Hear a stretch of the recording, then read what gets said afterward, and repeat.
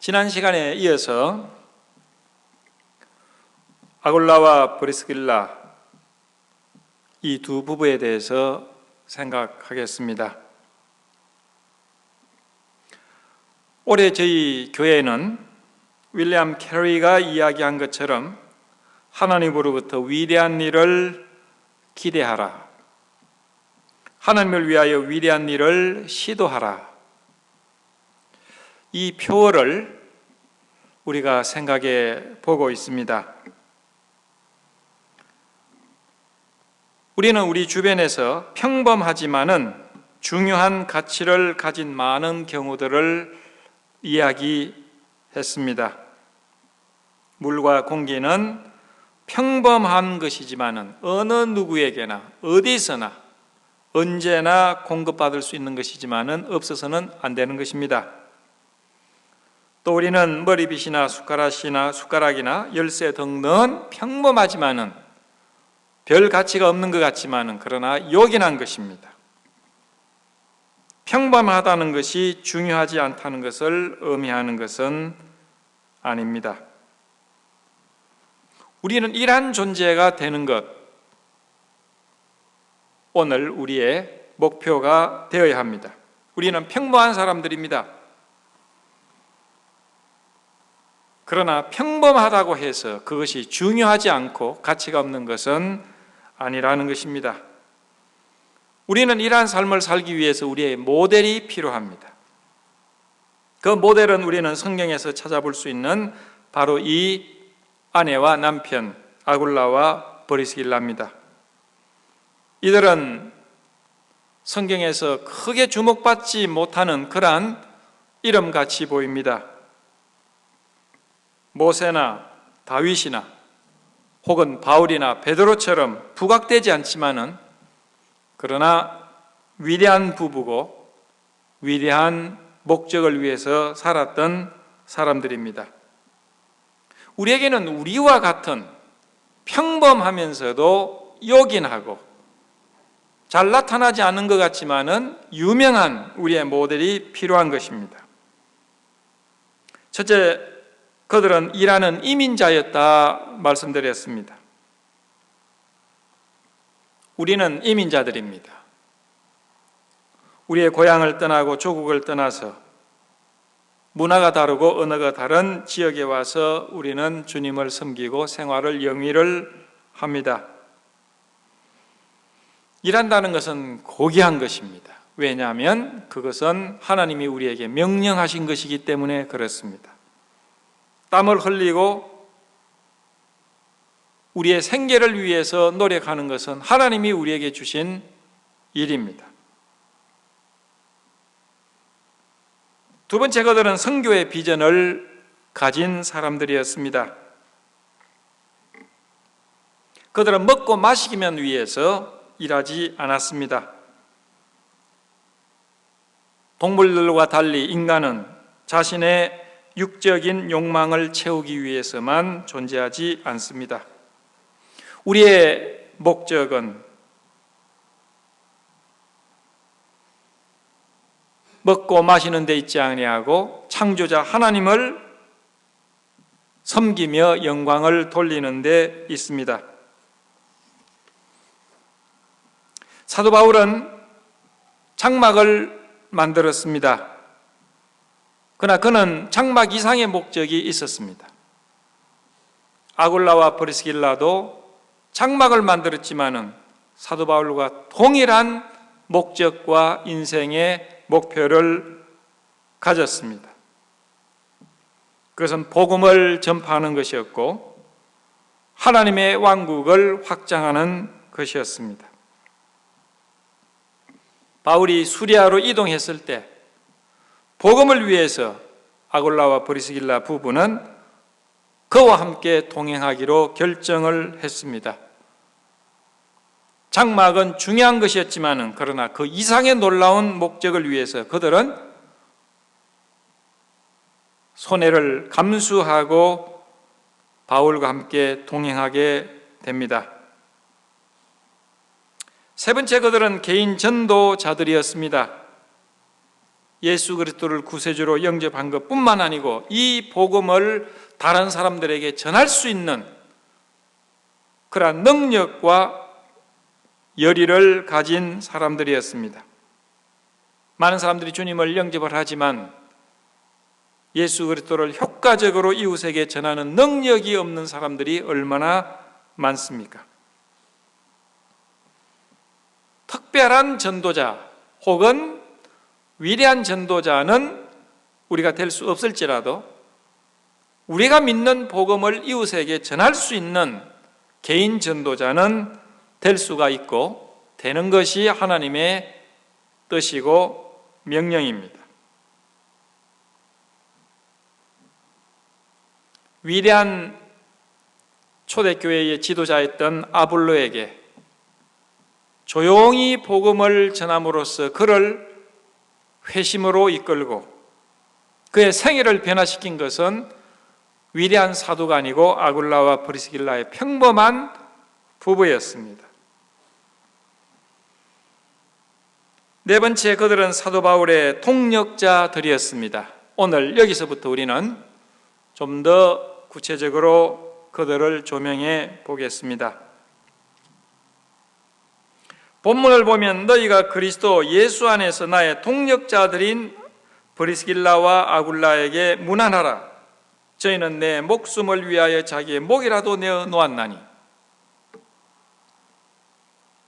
아굴라와 브리스길라는 사도 바울을 위해서 목이라도 내어 놓을 만큼 헌신적인 사람들이었습니다. 이것은 사도 바울이 성령의 감동하심으로 기록된 말씀 가운데 혹은 그의 개인적인 충심으로 고백하는 그들에 대한 평가입니다. 동력자라고 그들을 부르고 있습니다. 우리가 통상 동력자라고 하면 목회자들끼리 서로 동력자다 이렇게 부릅니다. 맞는 이야기입니다.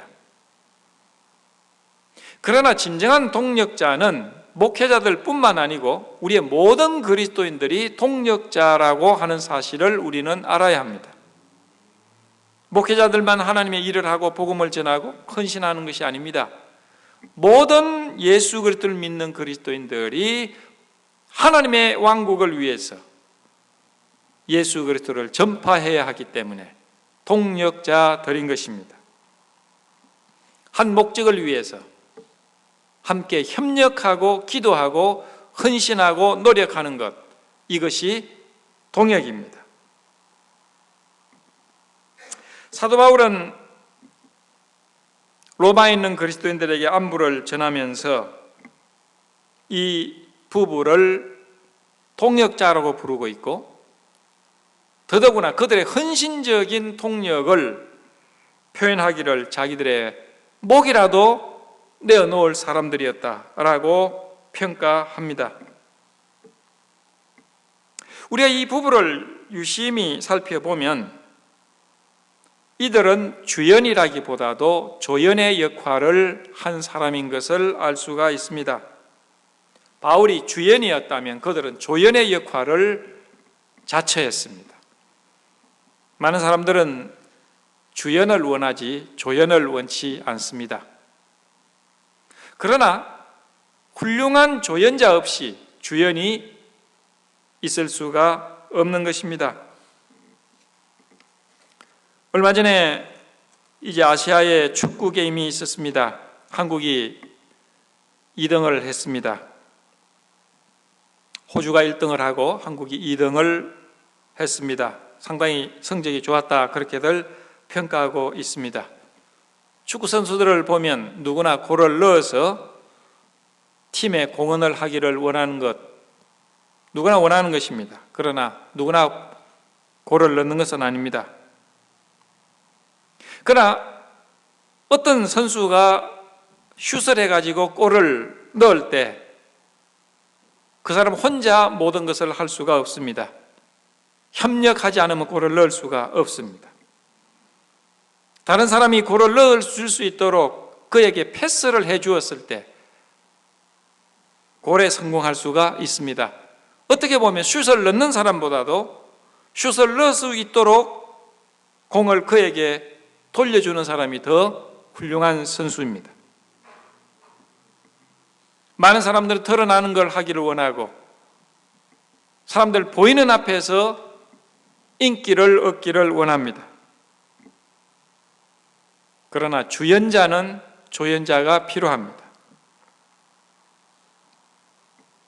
한 목적을 위하여 함께 수고하고 모든 자들에게 동일한 칭찬과 상급이 주어지는 것이 하나님의 뜻입니다. 1950년 한국 전쟁이 있고 난 이후에 몇 년 후에 한국은 여러 면으로 참 어려운 환경이었습니다. 미국에서 오레곤에서 어떤 부자가 있었는데 이 사람이 신문을 보니까 한국의 전쟁에 폐허가 되고 많은 사람들이 굶주림과 또 어려운 환경 속에 있다는 것을 읽었습니다. 그리고 더 이분의 마음을 움직인 것은 미국의 군인들과 한국의 여인들 사이에 태어난 혼혈아들이 맨발로 눈길을 걷는다 하는 이야기를 듣고 마음속에 굉장히 깊은 아픔과 책임감을 느낍니다. 이분이 자기 비행기를 타고 한국에 도착을 해서 과들을 보살피기를 시작을 합니다. 거기에 자기의 모든 재산을 다 털어넣습니다. 과들을 모으고 그들을 먹이고 입히고 그리고 미국으로 입양할 수 있도록 법을 만드는 기초를 합니다. 이분의 이름이 헤릭 홀트씨입니다. 그래서 한국의 홀트 양자에게 그렇게 해서 시작이 된 것이죠. 그런데 이분이 한국에 있는 과들에게만 관심을 잇는 것이 아니고 한국의 그리스도인들 또 교회들을 볼 때 이분들에게 복음이 필요하고 더 일꾼들이 필요하구나 그렇게 생각을 해서 자기가 아는 젊은 해외 선교사로 나오고자 하는 선교사 부부를 한국으로 초청을 합니다. 이 젊은 부부는 한국에 도착을 해서 그 폐허된 한국 땅의 사람들에게 복음을 전합니다. 요즘에 한국이 미국과 별반 다른 것이 없고 어떤 의미에 미국보다 더 발달된 것이 있습니다마는 50년대 중반 혹은 후반에는 얼마나 어려운 환경이었습니까? 이 선교사는 선교사들 가운데 가난한 선교사였습니다. 오두막집에서 이제 두 아들과 생활을 하는데 얼마나 어려운지 모릅니다. 그때 이 선교사님의 부인되는 사모님이 큰 시험에 들었습니다. 내가 미국에 살고 또 두 아이를 잘 기르고 싶지만은 이렇게 한국에 와서 복음을 전하는데 너무 힘들다. 아이들은 이제 막 움직이는데 집은 좁고 또 먹을 물도 길러 와야 되고 무엇보다도 창호지로 바른데 사람들이 손가락으로 이제 창호지를 뚫고 이 선교사들이 어떻게 사는가 쳐다보고 이제 방 안에서 보면 눈들이 바짝바짝 빛난 눈들이 그 창호지로 이렇게 쳐다보는 걸 보기 굉장히 힘들었다는 겁니다. 그러면서 나는 뭔가 내가 왜 여기 와서 이런 고생을 하는가? 복음을 전하기 위해서 왔는데 자기는 복음을 전하기는커녕 아이들에게 시달리고 그다음에 이런 어려운 환경 가운데서 고생을 하는데 내가 무엇으로 이거 왔는가? 깊은 시험에 들었답니다. 한 번은 그런 가운데 성경을 읽는데 마침 사무엘상 30장 24절을 읽는데 그의 마음속에 확 이 말씀이 들어왔답니다. 전쟁에 내려갔던 자의 분깃이나 소유물 곁에 머물렀던 자의 분깃이 일반일지니 같이 분배할 것이니라 하고, 이것이 무슨 이야기입니까? 다윗이 이야기한 것입니다. 다윗은 이 당시 왕이 아니었습니다. 하나님이 다윗을 통해서 이스라엘 왕을 삼고자 하셨던 그런 환경인데 그는 미움을 받아서 사울 왕에게 쫓겨서 망명 생활을 할 수밖에 없었습니다. 먹고 마시는 것도 부자유했습니다. 그를 따라다니던 많은 사람들이 있었지만 그들에게도 먹어야 하고 입혀야 했던 그런 환경이었습니다. 한 번은 전쟁이 이제 벌어집니다.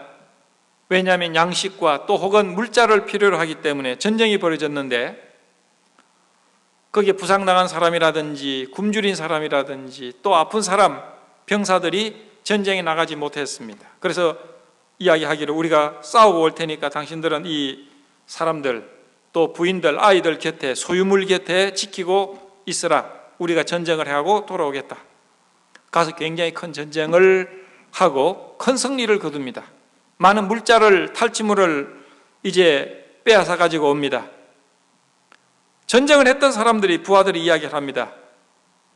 예, 저 사람들은 전쟁 나가지도 않고 집에서 가만히 있고 피 흘리지 않았기 때문에 우리가 탈취물을 주지 맙시다. 자기들 소유만 가지고 가도록 합시다. 저 사람들은 우리와 함께 피땀을 흘리지 않았지 않습니까? 이때 다윗은 이야기를 합니다. 아니다. 전장에 내려갔던 자의 분깃이나 소유물 곁에 머물렀던 자의 분깃이 일반일지니 같이 분배해야 한다. 저들이 없이는 우리는 전쟁할 수가 없었다. 우리는 전쟁할 때 저들은 우리의 가족들을 지켰고 보호했다. 여기에 주연과 조연은 동일한 상급에 동참해야 한다는, 이것이 그 이후에 법이 된 것입니다. 역할이 다르더라도 한 일을 위하여 수고할 때 상급이 같다는 말씀입니다.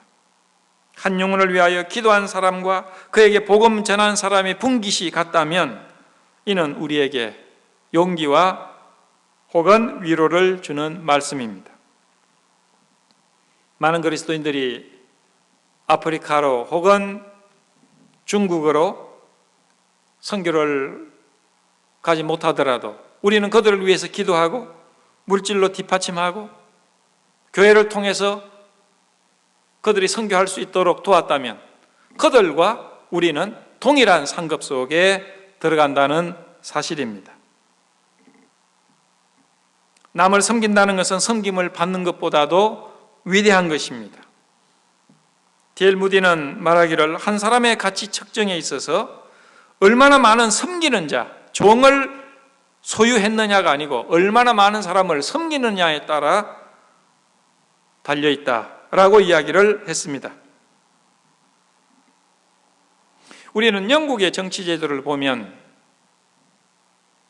수상을 프라임 미니스터라고 하고 장관들을 미니스터라고 이야기를 합니다. 그리고 그들이 정치를 하는 행위를 미니스트리라고 이야기를 합니다. 미니스트리는 뭡니까? 섬기는 것입니다. 사역입니다. 한국은 어떻게 합니까? 대통령이, 국회의원이 정치를 하는 것은 통치 행위라 그럽니다. 통치, 지배하고 어떤 힘을 사용을 해서 자기 원하는 대로 정치하는 것을 말합니다. 얼마나 틀리는 관념입니까? 미국의 대통령을 우리가 존경하고 그에게 대우를 해주는 것은 그는 많은 사람들을 섬기는 대표자이기 때문에 그렇습니다. 그들은 주연자가 아니고 조연자로서 역할을 충실히 했던 사람입니다. 다섯 번째, 아굴라와 브리스길라는 어떤 사람이었습니까? 그들은 교회의 기둥이었습니다.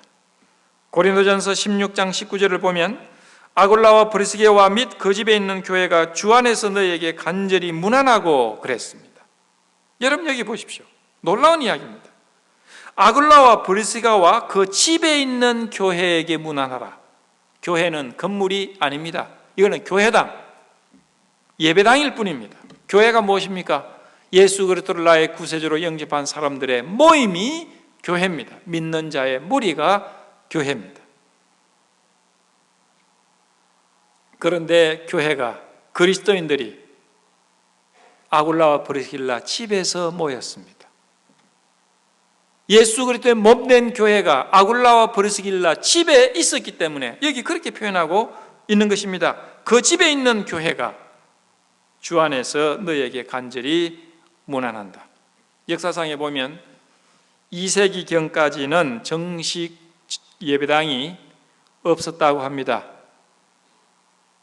집에서 그리스도인들이 모이고 또 여러 명이 모일 수 있는 공간에서 그저 모였을 뿐입니다. 이런 점을 보면 아굴라와 부부의 집은 성도들의 집회 장소로 개방되어 있었고 그곳에서 주님께 예배와 성도의 교제를 가졌다는 것을 우리는 알 수가 있습니다. 사실 집을 개방한다는 건 쉬운 문제가 아니지 않습니까? 그리스도인들을 자기 집에 초청을 해서 번번이 모인다는 것은 보통 힘든 것이 아닙니다. 아무래도 음식이 이제 준비되어야 하고 청소도 해야 하고 또 그들이 가고 난 다음에 설거지도 해야 하고 여러 가지 어려운 문제들 희생 없이는 집을 개방을 해서 그리스도인들이 모이게 한다는 것은 쉬운 문제가 아닙니다. 그것도 한두 번이지 계속해서 그렇게 모인다는 것은 쉬운 문제가 아닙니다. 그러나 아굴라와 브리스길라 부부는 교회를 위해서 자기 집을 개방해서 섬겼던 것을 볼 수가 있습니다. 진정한 희생과 사랑이 없이는 할 수 없는 그러한 섬김입니다. 이들이 교회의 기둥입니다. 많은 사람들이 생각하기를 교회의 기둥은 어떤 직분을 가지고 높은 신분의 사람들이 기둥이라고 생각할 수가 있습니다. 직분과 회의 때 발언하는 것 가지고 교회의 기둥이 되는 것은 아닙니다.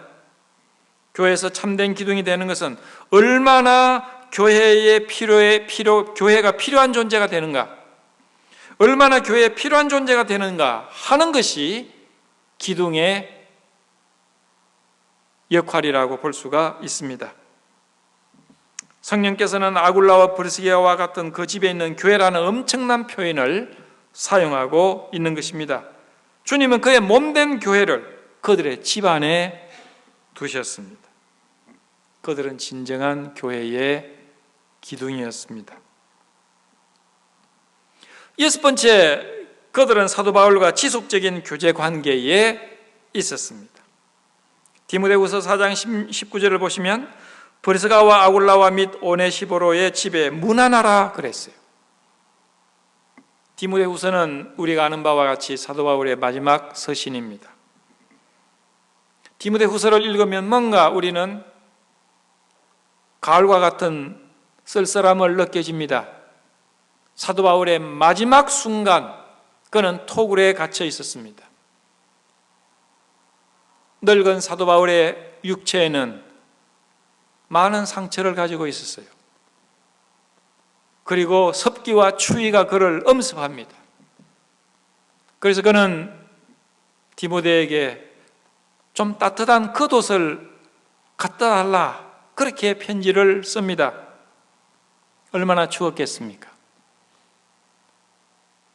그리고 그는 이제 생의 마지막이라는 사실을 직감하게 됩니다. 하나님이 자기를 부르는 시점이 가까웠다는 것을 그는 알게 됩니다. 더 놀라운 것은 그와 함께 했던 많은 사람들이 다 그를 버리고 떠났습니다. 16절에 보면 내가 변명할 때 나와 함께 한 자가 하나도 없고 다 나를 버렸으니 라고 표현을 합니다. 사도 바울과 함께 했던 사람들이 다 그를 떠납니다. 어떤 사람은 비판을 하고 떠납니다. 어떤 사람은 할 수 없어서 먼 길 이제 이별을 하기도 합니다. 그러나 마지막까지 그와 함께 했던 소수의 사람들 가운데 이 아굴라와 브리스길라 부부가 있었습니다. 이 부부는 감옥에 있는 노인 바울의 마음속에 예전과 같이 존재하고 있는 것을 볼 수가 있습니다. 그들은 바울이 숨질 때 기억되는 몇 안 되는 사람들 가운데 한 부부였습니다. 우리는 교회 속에서 너무나 많은 이별을 경험합니다. 이런 이별은 부득이한 이유 때문이 아니고 육신적인 동기에서 나오는 경우가 많이 있습니다. 우리가 이사를 간다든지 혹은 어떤 목적을 위해서 이별하는 것은 아름다운 이별이라고 볼 수가 있습니다. 그러나 그렇지 않고 문제 속에 혹은 인간적인 동기로 이러한 문제가 일어난다는 것은 하나님 앞에 영광이 되지 못하고 사람에게 큰 아픔을 남겨줍니다. 천국에는 더 이상 이별이 없겠지만 그래도 이 세상에서 이별 없는 교제를 나눈다면 하나님께서 기뻐하실 것입니다.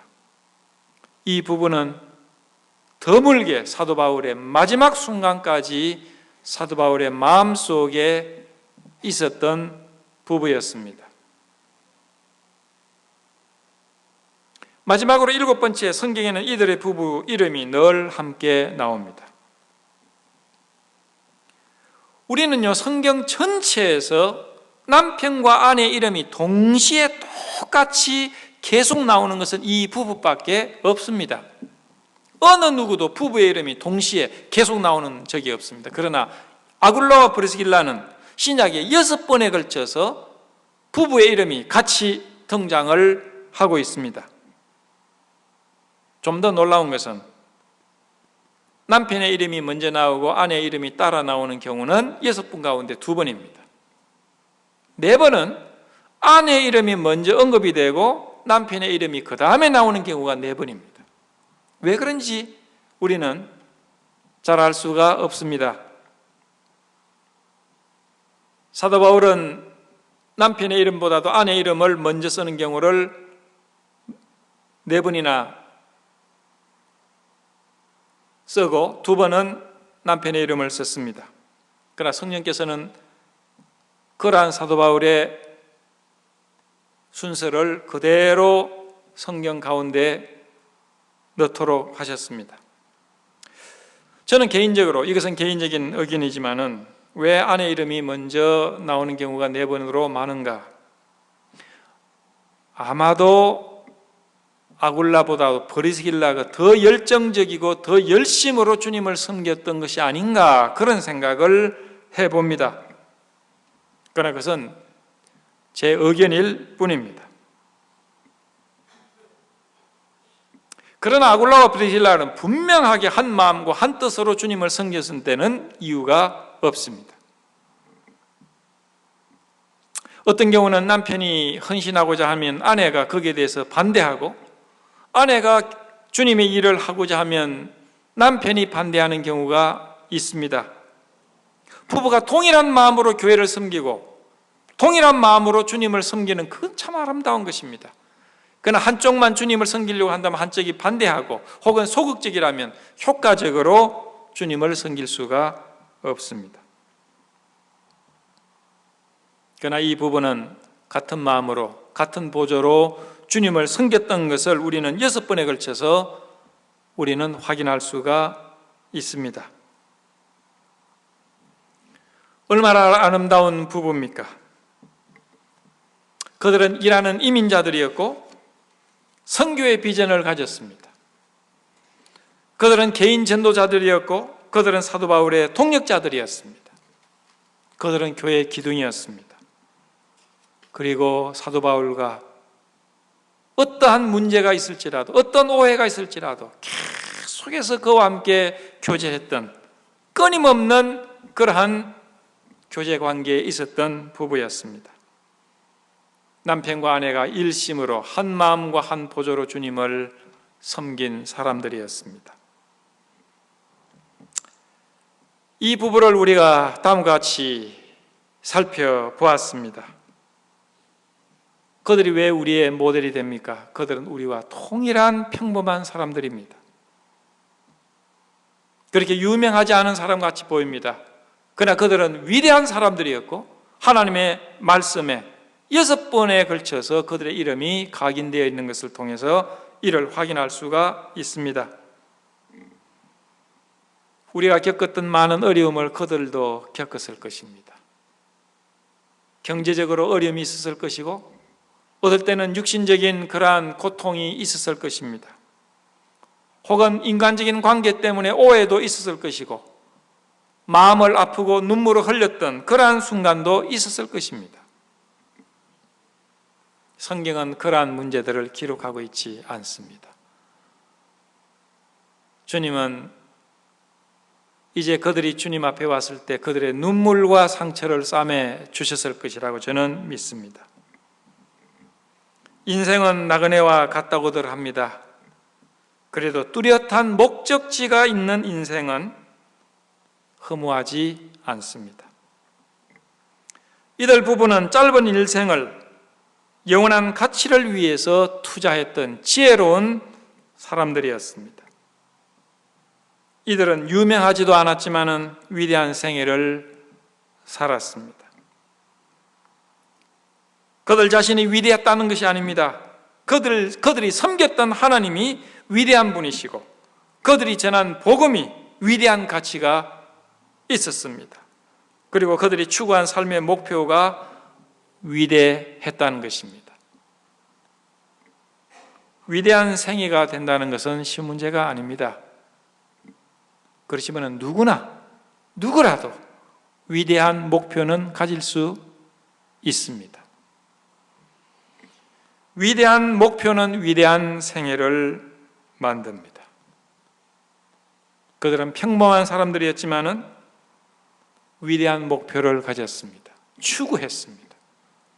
그렇기 때문에 그들은 하나님 앞에서 위대한 사람들이 되었습니다. 그들이 위대한 사람이 되었다면 평범한 우리도 위대한 사람이 될 수가 있습니다. 그것은 위대한 목표를 추구할 때 가능한 것입니다. 올해는 우리 각자가 또 우리 교회가 그러한 사람과 교회가 되었으면 좋겠습니다. 기도하시겠습니다.